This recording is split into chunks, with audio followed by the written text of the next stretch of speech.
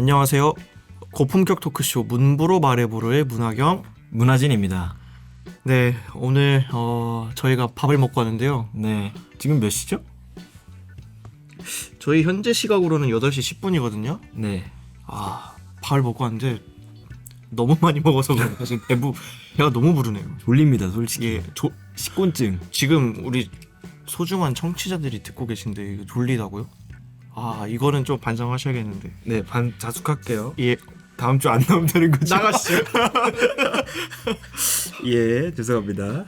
예, 그래서 오늘 저희가 밥을 뭐 먹었죠? 저희 이제 고기, 그게 삼겹살인가요? 예, 삼겹살. 예, 삼겹살 돼지 먹었습니다.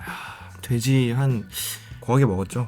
한 4분의 1마리는 잡은 것 같은데 우리 한돈 친구 맛있게 먹었죠.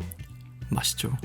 삼겹살에 여러분들 삼겹살에는 비빔면이 최고입니다. 비빔이요? 당연하죠. 비빔이죠. 이 사람 진짜 물 모르시네. 하진 씨 아까 물 드셨잖아요. 물님. 그렇죠. 왜 물을 먹었겠습니까? 왜요? 비빔이 싫어서. 이게 뭔지. 저 비빔을 안 좋아합니다. 왜 안 좋아요? 얘기나 들어봅시다. 한번. 너무 뭐라 그럴까, 이게 비빔이 빨갛잖아요. 그러면 뭔가 자꾸 이에 끼고 그런 게 저는 좀 별로 안 좋아해요. 아니 이에 끼면은 그거 물로 이렇게 헹구면 되죠. 이렇게 와가. 가글을 한다. 과거를 하면 되죠. 뭐 그건 그렇긴 한데 그냥 어렸을 때부터 비빔을 잘 안 먹었어요.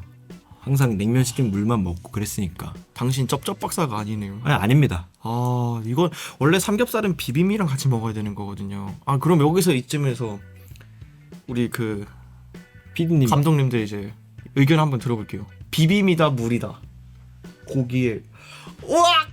이게 맞거든요. 음향 감독님 물, 촬영 감독님은 비빔. 그쵸? 원래 비빔이라니. 역시 촬영 감독님은 저랑 맞아요. 오늘 접시다. 못하겠습니다. 갑자기요? 이걸 노렸네. 아닙니다. 자, 이제 농담은 여기까지 하도록 하고. 농담은 여기까지 하고, 오늘 이제 또 새로운 컨텐츠죠. 저희 매주 새로운 시도를 하고 있는데 이게 마지막 정착이 됐으면 하는 바람으로. 네. 뭐 아닐 수도 있겠지만. 그렇죠. 저희가 지금까지는 다 해보로였습니다. 뭐 말해보로가 아니라 이것저것 지금 다 하고 사실 실험적이었죠. 저희 마음대로예요. 예. 네. 근데 이제 파일럿을 넘어서서 정규로 가기 위한 발걸음이라고 생각을 해주시고. 언제 정규로 가나요? 그건 몰라요. 저희 언제 승격해요? 보통 파일럿도 한 4-5번 하고 하니까. 그래요? 잘 몰라요. 아무튼 오늘 컨텐츠를 잠깐 소개를 해보자면, 아까 한 농담과는 조금 분위기가 다르게 이번 컨텐츠는 문학의 밤입니다. 문학의 밤. 오케이. 발음이 꼬였죠? 예. 문학의 밤입니다. 이게 어떤 거냐, 그러니까 이름만 들어도 대충 느낌이 오실 텐데, 제가 문학 작품들을 한 달에 한 번씩 소개를 해드리고, 그거에 대해서 약간 짧게 한 10분에서 15분 정도 소개를 드리고 약간 교양을 얻어가는. 교양. 네, 이번 시간은 교양 시간이에요. 대학교에서의 교양과는 사뭇 다른 거죠? 다르죠. 좋습니다. 교수님들은 원래 불친절하십니다. 저는 친절하게 할게요. 저는 이 발언과 아무 관련이 없음을 다시 한번 상기시켜드립니다. 오늘 뭐 나락 많이 가네요.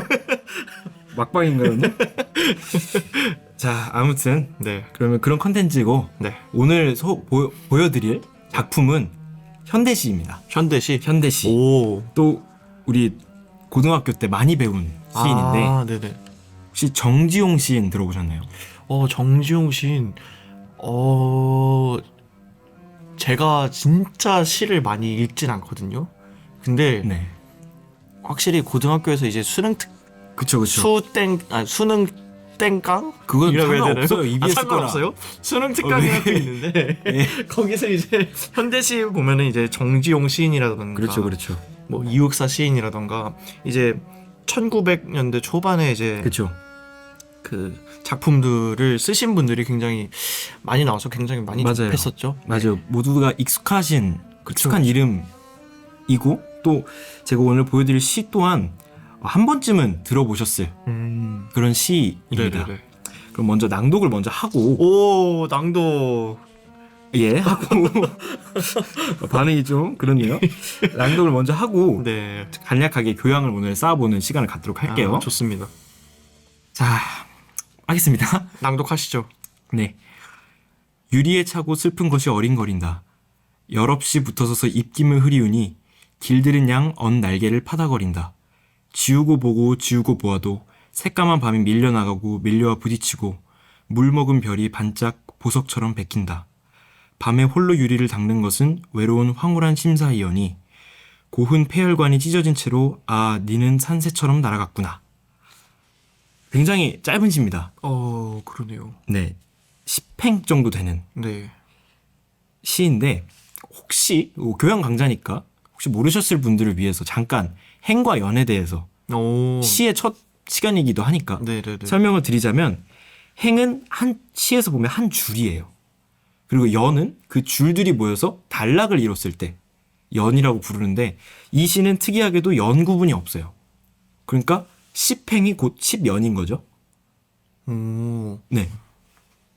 이 시는 그런 구성적인 측면을 가지고 있어요. 네. 그러면 뭐 다음 얘기로는 이제 정주영 시인에 대해서 시를 이야기하기 전에 어떻게 이 말을 써? 왜 이런 작품이 나왔고 얘기를 해볼 텐데 일단 정주영 시인의 생애를 먼저 알아야 돼요. 생애와 시풍, 시풍이 어떻게 바뀌었는지. 먼저 정주영 시인은 1902년에 여기 충청북도 옥천군에서 태어나셨습니다. 출생이 여기 바로 앞이에요. 그래서 실제로 가보시면 그 생가 정지용 시인의 생가. 에도 있고 네. 그 기념비도 있고 네. 이 주변에 있습니다. 여기가 파남동이기 때문에 한 10분 20분이면 가요 차로. 그쵸. 바로 네. 파나와이시 벗어나면은 네, 맞아요. 옥천이기 때문에. 그 다음에 1923년에 도쿄에 있는 도시샤 대학이라는 네. 곳에 유학을 갑니다. 그 대학이 윤동주 시인이 유학을 갔던 대학이에요. 그러니까 정주영 시인이 먼저 가신 거죠. 먼저 가는 네. 거예요. 윤동주 시인은 20년 뒤에 거의 20년 뒤에 가셨으니까. 그쵸. 근데 아무튼 가셔서 영문과에 입학을 하셔서 거기서 공부를 하시다가 유학생 시절 때 1926년에 이제 유학생 잡지인 학조라는 네. 잡지에다가 카페 프랑스와 같은 글들을 발표하면서 처음으로 문단에 데뷔를 하십니다. 네. 그때 26년도에. 오. 그러고 29년도에 졸업을 해서 한국으로 오셨어요. 그때부터 정중 시인이 그 휘문 보통고등학교라고 지금의 휘문고를 나오셨는데 네네네. 거기에서 영어 선생님을 하십니다. 아. 해방 때까지 네. 45년도까지. 그래서 그때 했다가 이화여대 교수님으로도 계시고 6.25 전쟁 전까지. 와. 그러다가 6.25 전쟁이 났는데 네. 6.25 전쟁이 났는데 정확히는 모르겠는데 아마 대피를 못 하신 것 같아요. 피난을. 그래서 납북이 되셨어요. 50년도에. 네. 납북이 되셨는데 아직 사망설에 대해서도 정확하지 않은데 자녀분들 말로는 그 납북 당하는 과정에서 소요산에서 네. 폭격을 맞아서 돌아가신 걸로. 정말요? 네. 그러니까 엄청 일찍 돌아가신 거죠. 48살, 9살쯤에 돌아가신 거고. 그래서 나머지 자녀분들은 북으로 다 가시고 정지용 씨는 소요산에서 돌아가시고. 그래서 그것 때문에 납북된 이미지 때문에 납북됐다는 사실 때문에 88년도에 그 납북시인, 월북시인에 대한 해금 조치가 있기 전까지 교과서에 실리지를 못했어요. 정말요? 네. 그리고 심지어는 그 사람을 이 정지용 시인을 어디서 발표를 해야 된다거나 네네. 아니면 뭐 지면에 써야 된다거나 그럴 때는 정지용 세 글자를 쓰지 못하고 정땡지용이라고 쓴다던가. 그러니까 풀네임을 못 썼던 거예요. 그러니까 그런 게 있었죠. 사실은 뭐 이분이 뭐 북한을 가고 싶어서 가신 것도 아니고 그쵸. 납북인데도 그때 당시 구분 없이 북한에 있다는 사실만으로 그렇게 검열이 됐으니까. 근데 그때 해금 조치 이후로 많은 연구가 이루어졌고 네. 네, 지금은 다행히도 모두가 좋아하는 사랑하는 시인이 됐죠. 근데 이제 이분의 생애는 여기까지 알아보고 이분의 시풍을 또 알아야 돼요. 이게 시풍. 네, 어떻게 변하냐. 네. 이 변화가 굉장히 중요한데 총 세 가지로 구분할 수 있어요. 음. 첫 번째는 모더니즘 계열의 시입니다. 모더니즘. 모더니즘. 모더니즘이라는 건 정확하게 어떤 거죠? 모더니즘은 원래 회화 쪽에서 나온 개념이에요. 네. 그러니까 모던이 뭐예요? 뭐 현대적인. 그렇죠. 뭐 현대적인 그런 거죠. 현대 미술을 말하는 거예요. 네네네. 모더니즘 원래. 네. 근데 현대 미술 요즘 생각하면 뭐죠? 전 현대 미술이라고 생각하는 건 제가 미술사 쪽은 잘 모르긴 하지만 네. 몬드리안. 약간 추상적이고 네네네. 뭔가 그런 쪽이 확실하지가 떠오르네요. 않고. 네. 근데 이때 당시에 모더니즘은 네. 회화 쪽으로는 그랬지만 시적으로는 굉장히 그림 자체를 그린다. 그러니까 시로서 그림을 그린다. 아, 그 뭔가 이제 시를 읽으면 딱 머릿속에 사진이 그려지는 그렇죠. 것처럼 딱 보통 분명하게. 네, 딱. 보통 시를 읽으면 감정이 남습니다. 그쵸, 그쵸. 그런 걸 서정시라 그래요. 음. 근데 모더니즘 계열의 시는 감정이 남는 게 아니라 이미지가 남아요, 머리에.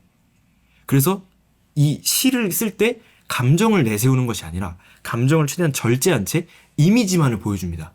그럼 그 이미지에서 내가 스스로 감정을 찾고 네. 감정을 개인적으로 주관적으로 느끼는 거예요. 아. 시인의 감정을 우리가 보는 게 아니라. 그럼 그렇게 되면 현실 반영을 더 적극적으로 하게 되는 건가요? 그렇게 볼 수도 있는 거죠.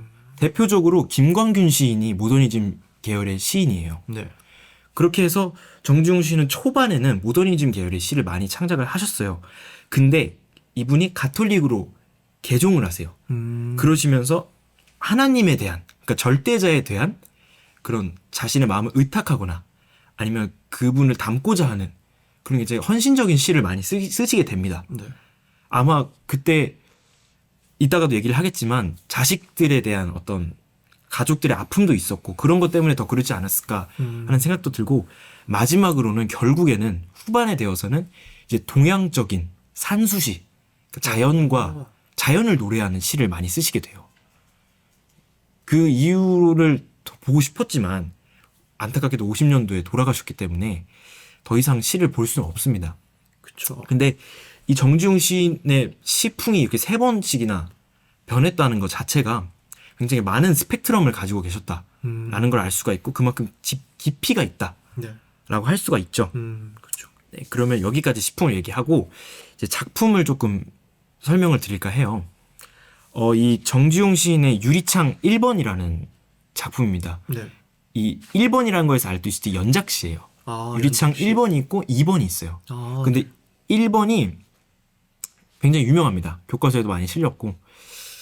그래서 한 줄씩 소개를 해보자면 네. 첫 번째 행이 유리에 차고 슬픈 것이 어린거린다. 그러니까 유리에 차고 슬픈 것이 네. 어린거린다. 어른거린다라는 뜻이에요. 어린거린다는. 그러니까 유리, 우리가 말하는 유리 있죠? 유리에 차고 슬픈 것. 그게 뭐냐면 우리가 유리 앞에 얼굴을 바짝 대면 숨을 쉬면 입김 물잖아요. 네네. 그 입김을 표현한 거예요. 유리에 보여지는. 근데 그게 차고 슬픈 것이라고 얘기를 했잖아요. 네. 그거는 조금 있다가 왜 그런지 나옵니다. 다음 행을 넘어가면 여럿이 붙어서서 입김을 흐리우니. 여럿이 붙어서 입김을 흐리우니. 네. 힘없이 그냥 이렇게 창문을 바라보면서 그냥 이렇게 입김만을 불면서 그렇죠. 있다라는 건가요? 네, 맞아요. 조금 열이 없다라는 것 자체가 생명력이 조금 부족하다, 낮다라는 걸 뜻하는 거죠. 그 다음 행, 길들은 양 언 날개를 파다거린다. 길들은 양 언 날개를 파다거린다. 네. 중요한 거는 언 날개를 파다거린다는 거예요. 그러니까 내가 유리창에 얼굴을 대고 입김을 했는데 그게 마치 날개처럼 보인다라는 거죠. 네. 그러니까 그 형상이 마치 새처럼 보인다라는 거예요. 저희가 유리창 앞에 이렇게 입김을 불면 엄청 많이 퍼졌다가 바로 사라지죠. 그쵸. 그거를 표현한 거예요. 시적으로. 그 다음에 지우고 보고 지우고 보아도. 그러니까 이겁니다. 저희가 입김을 불고 바로 사라질 수도 있지만 그걸 다시 빨리 보기 위해서 입김을 불고 바로 지우고 다시 입김을 불고 이거를 계속 하신다는 거예요. 어떤 느낌인지 아시겠나요? 네네. 머릿속에 그려지시나요? 네. 그 다음 행에서 이 시의 분위기가 좀 나옵니다. 새까만 밤이 밀려나가고 밀려와 부딪히고. 그러니까 이 시의 배경은 밤이에요. 네. 새까만 밤이니까 아마 칠흑 같은 어둠을 가진 그렇죠. 자정을 넘긴 시간이 네, 아니지 맞아요. 않을까. 네. 아까 지우고 보고 지우고 보아더라고 했을 때 지웠을 때는 밖에 밤이 보이겠죠. 그게 밀려온다. 그리고 다시 입김을 불면 뿌얘지니까 밤이 밀려 나간다. 그런 뜻입니다. 그 자꾸만 지금까지 얘기하는 게 계속 입김을 불었다가 사라졌다가 계속 이거를 반복했다는 뜻이에요. 그 다음 행 물 먹은 별이 반짝 보석처럼 박힌다. 물 먹은 별이 반짝 보석처럼 박힌다. 네. 별은 별인데 물을 먹은 별이에요. 왜 물을 먹은 별일까요? 왜 물을 먹었을까요? 물 먹은 별. 제가 딱 그 단어를 듣고 생각나는 거는 네. 물 먹은 별이라고 하면 약간 뭔가 조금 빛을 환하게 밝히지 않고 좀 약간 생명력을 잃은 것 같은 그런 느낌이 드는데. 네, 맞아요. 그런 느낌이 맞아요. 그렇게 생명력도 생명력이지만 네. 물을 먹었다는 것 자체가 슬픔을 표현한 거예요. 눈물이 차오르면 저희가 약간 눈이 물을 먹은 것만요. 그쵸, 눈물이 차잖아요. 그런 것처럼 물 먹은 별, 그러니까 별이 물을 먹었다. 그러니까 그 밝은 별도 물을 먹은 것처럼 예뻐 보이지가 않고 슬퍼 보인다. 그러니까 화자 자신이 슬프다라는 감정을 별에 투영을 한 거죠. 반짝 보석처럼 박힌다. 그러니까 되게 역설적인 거예요. 이것도. 그러네요. 슬퍼 보이는 별이 그쵸. 보석처럼 박혀 있다라는 거예요. 보석은 흔히들 좋은 거고 귀중한 그쵸, 거라고 그쵸. 생각을 하잖아요. 그쵸. 되게 역설적인 표현인 거죠. 그 다음 행 밤에 홀로 유리를 닦는 것은 외로운 황홀한 심사위원이. 그 두 개의 행을 동시에 말한 건데 아까도 말했지만 밤에 이 정지용 시인이 혼자 유리를 계속 아까 닦는다는 게 그 입김 말하는 거겠죠. 그게 외로운 황홀한 심사다.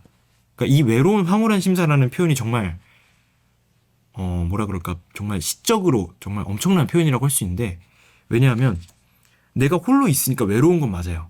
근데 황홀합니다. 왜냐하면 입김을 불었을 때 그 입김에 보이는 날개가 사실은 새를 말하는 게 아니라 네. 새로 투영된 자신의 죽은 자식을 말하는 거예요. 죽은 자식. 네. 그러니까 내가 입김을 불면 자식이 보입니다. 아, 근데 입김을 안 불고 지우면 자식이 안 보여요. 그래서 다시 부는 거예요. 계속 보고. 그렇죠. 그거를 계속 반복하고 있는 거예요. 그래서 밤에 홀로 있었기 때문에 외로운데 그 자기 자식을 입김을 불므로써 그거라도 볼 수 있음에 황홀하다는 뜻이에요. 이거를 시적으로 이렇게 표현했다라는 게. 그렇죠. 와, 저희 같았으면 그냥 일기장에 네. 보고 싶다라고만 했겠죠. 맞아요. 죽음이 아니더라도 뭐 이별이 됐다던가 아니면 개인적인 슬픈 일이 있었을 때 그냥 되게 단순하게 썼겠죠. 그렇죠. 저희의 감정만을 되게 네. 쓰잖아요. 근데 정주영 시인은 아까도 말했지만 모더니즘 계열의 시인이기도 하셔서 감정을 굉장히 절제하십니다. 그러네요. 네. 그 다음 고흔 폐혈관이 찢어진 채로 이거는 대충 뜻이 짐작이 가시죠. 네네네. 이 자식분이 실제로 폐 질환으로 돌아가셨어요. 아마 폐결핵인지는 정확히 모르겠는데 폐혈증이나 뭐. 네, 그 폐 질환으로 돌아가셔서 그렇게 설명을 한 것 같아요. 네. 이제 마지막 행. 니는 산새처럼 날아갔구나. 그러니까 결국은 이 자식은 죽었기 때문에 날아갑니다. 같이 있을 수는 없어요.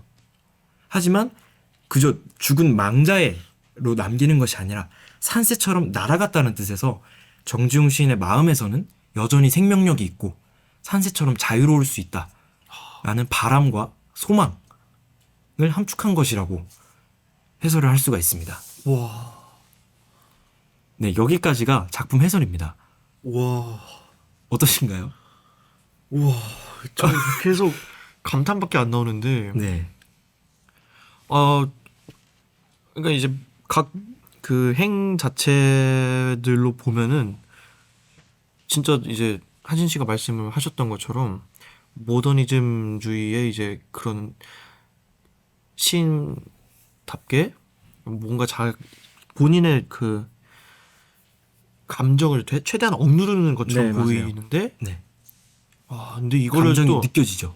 네, 시적인 표현으로 이거를 딱 이렇게 심금을 울리게 맞아요. 했다라는 것 자체가 와, 가히 최고의 시인이신 것 같네요. 그렇죠. 정주영 시인이 이게 특징입니다. 와, 이런 감정을 절제하면서 감정을 온전히 느끼게끔. 네. 네, 이렇게 작품 해설이 끝이 났어요.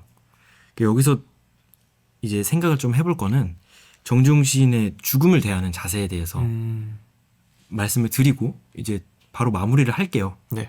오늘은 교양 시간이니까 그쵸, 짧게 그쵸. 듣는 교양 그쵸, 시간이니까.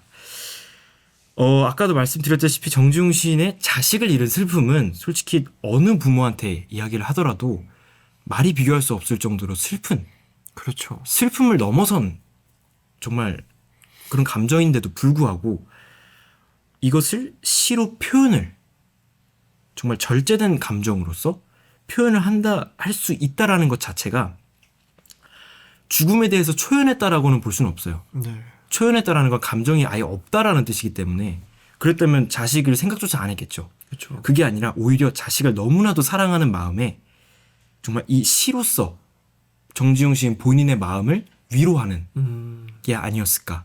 그러니까 정지용 시인의 죽음을 대하는 자세는 마냥 슬퍼하는 것도 마냥 감정을 드러내지 않는 것도 아니라 정지용 시인 본인의 스타일, 본인의 방식으로 이 슬픔을 지면에 녹인 거죠. 그렇게 자신의 닥친 위험들을 또는 슬픔들을 대처하는 자세가 있지 않았나라고 생각을 합니다. 네, 이렇게 해서 오늘 짧은 교양 시간, 원래 이런 주제를 첫 시간 좀 밝은 걸 할까도 생각을 했는데 또 아무래도 정지용 시인이라는 어떤 그런 아우라가 있기도 하고 네. 사실 죽음이라는 것 자체가 마냥 외면할 수는 없는 그렇죠. 사실이잖아요. 저희 그렇죠. 모든 사람들 입장에서. 그렇기 때문에 조금 심오하지만 좀 깊이가 있지만 그래도 다시 한번 죽음에 대해서 생각을 해볼 수 있는 시간을 갖고자 오늘 이 시를 준비했습니다. 네. 근데 저는 아직까지도 여운이 남는 게 네. 이 유리창이라는 시에서 팔행 네네네. 외로운 황홀한 심사위원이 네네네.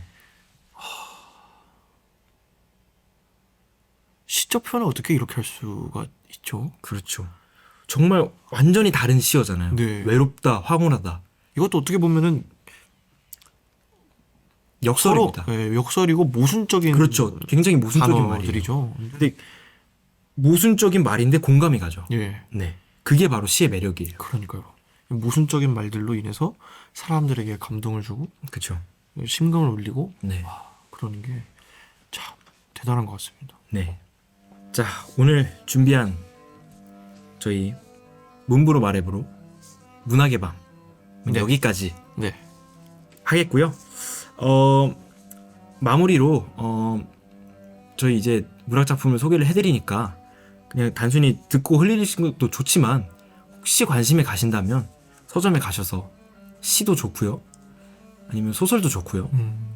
요즘 또 책을 많이 안 읽는 시대가 됐잖아요. 종이책을. 뭐 찔리네요. 솔직히 그러니까 사실적으로 봤을 때 그렇잖아요. 그렇죠. 네. 그렇다 보니까 이렇게 조금 뭐 요즘 또 복고가 유행 아닌가요? 복고라기보단 뭐라 그러죠? 레트로 그래요. 사실 복고를 영어로 한 게 레트로긴 한데. 그쵸. 예. 옛날 감성으로 맞죠. 종이책도 읽으시면서 맞아. 하진 씨가 또 이제 워낙 또 한글을 사랑하시는 분이다 보니까 집 가서 일본어 하시긴 하는데. 예. 일본은 취미니까. 그쵸. 예. 복고풍 맞습니다. 시험 보려면 해야죠. 그쵸. JLPT 보려면. 그쵸. 어쩔 수 없는 거고 그거는. 그쵸. 일본어로 말할 수는 없잖아요. 맞죠. 네, 아무튼 해서 조금 문학에 대해서 친해졌으면 하는 바람입니다. 예. 네, 그럼 오늘 여기까지 이상 문부로 말해부르의 문화진 그리고 문화경이었습니다. 감사합니다. See you. See you.